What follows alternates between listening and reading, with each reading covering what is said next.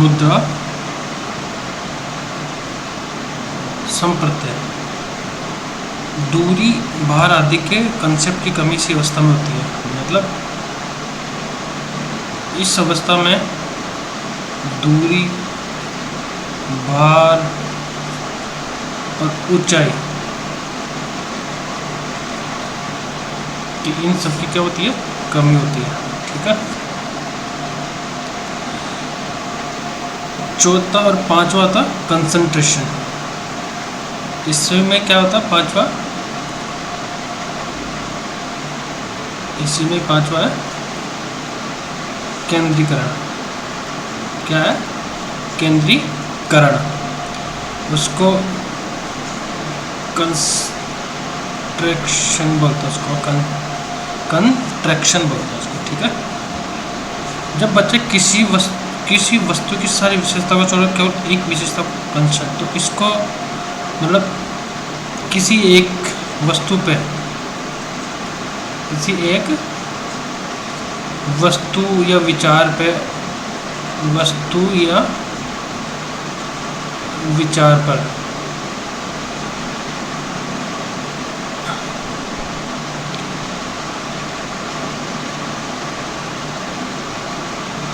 ध्यान देना।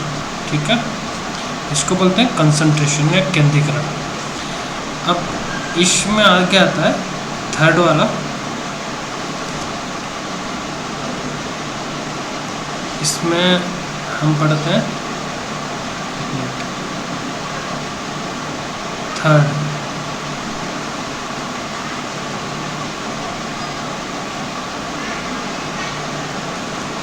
थर्ड क्या है, मूर्त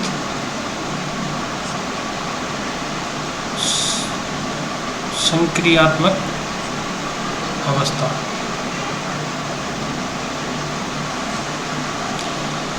इसको इंग्लिश में कहते हैं कंक्रीट ऑपरेशनल स्टेज। तो और इस स्टेज की जो एज होती है वो 7 to 11, मतलब 7 से 11। इस अवस्था में बच्चे सामने रखी हुई चीज़ों को देखकर कुछ करता हो, सीखता हो, चिंतन करता है। मतलब इसमें कहने का जो सामने रखी जो चीज़ होती है वो कुछ भी हो सकती है, वो वस्तु हो सकती है, वो विचार हो सकता है, और वो चिंतन कर सकता है। ठीक है। सामने रखी हुई चीज़ों से क्या करता है वो, ये सारी चीज़ें उसके साथ होती है। एक मिनट,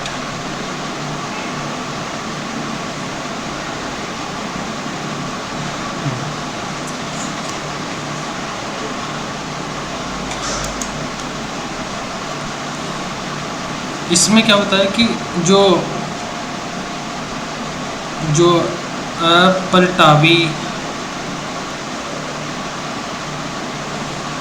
और जीववाद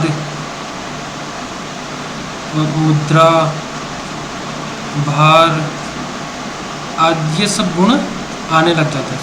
ठीक है। बच्चे में ये सब गुण स्टार्ट हो जाते हैं आने। इसके अलावा इन तीन चीज़ों के अलावा उसमें जो आगमनात्मक जो तर्कणा होती है, मतलब इसका मतलब होता है कि इंडक्टिव, इंग्लिश में इसको बोलते हैं इंडक्टिव रीजनिंग। ठीक है। इसी अवस्था में जब बच्चा उदाहरण के ऊपर आधारित तर्क करने लगता है, मतलब इसमें क्या करता है, बच्चा लॉजिक करने लग जाता है, सोचने समझने की क्षमता उसकी बढ़ जाती है। वो यहाँ से क्या करता है, क्वेश्चन करने लग जाता है। वो क्या करने लग जाता है, सवाल करने लग जाता है। ठीक है। वो सवालों के जवाब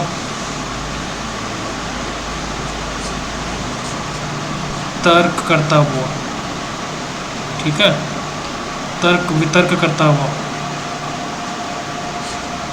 तो इस वाले उसमें क्या, जैसे कि वो बोलता है कि एग्जाम्पल हम देखते हैं, इसका एग्जाम्पल है कि हमारे जीवन में हमारे जीवन में कोई भी चीज़ को महत्वपूर्ण होती है। जैसे कि हम बात करते हैं कि खाना में रोटी क्यों ज़रूरी है, बताइए।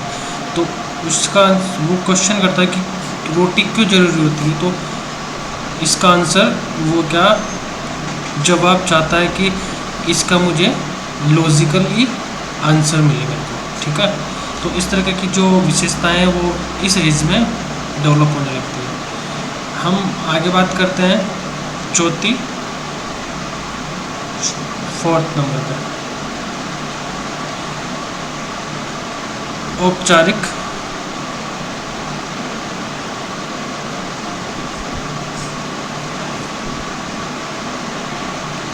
संक्रियात्मक अवस्था।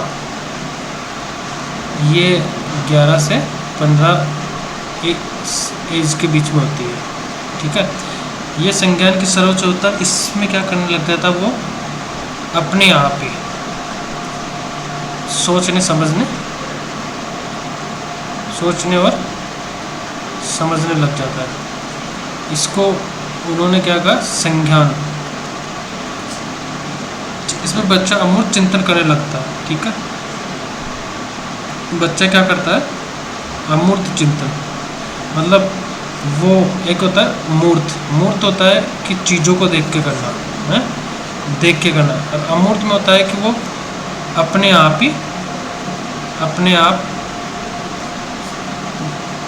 समझना,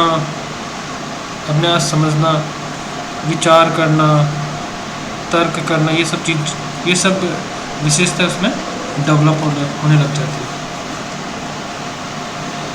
और एक होता है कि निगमनात्मक, इसी